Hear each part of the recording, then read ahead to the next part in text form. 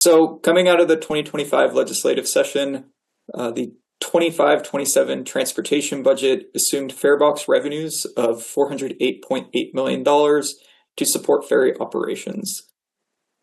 Over the following months, we worked closely with WSF on the development of some fare and policy changes that we felt could be made in order to both support meeting that revenue requirement as well as providing, we hope, some relief for riders. And through several meetings and engagements with both the general public as well as the Ferry Advisory Committee on Tariff, which represents each ferry-served community, WSF presented a proposal to the Commission on June 17th, which was then adopted as the Commission's own formal proposal for further public comment. And this includes three elements that you can see on the screen here.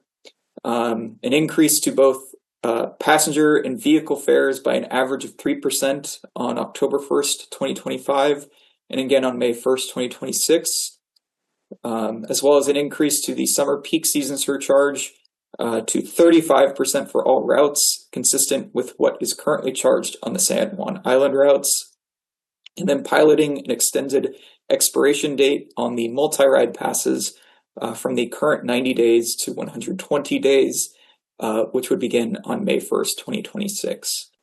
We're still on an upward trajectory to reach that. However, there has been a lot of impacts from ridership behavior that came, right, due to COVID. You know, there's a lot more remote workers. People aren't traveling near as much, you know, to work, if you will.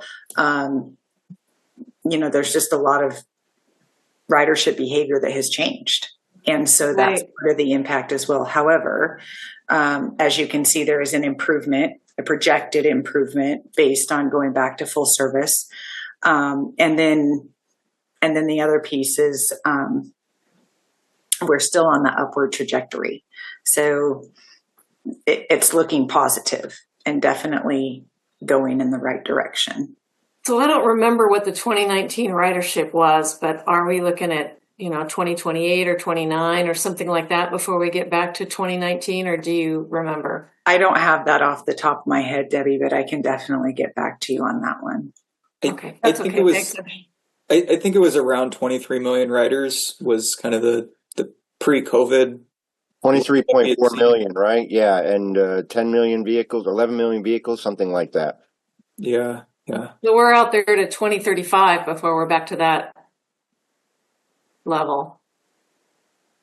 Mm-hmm.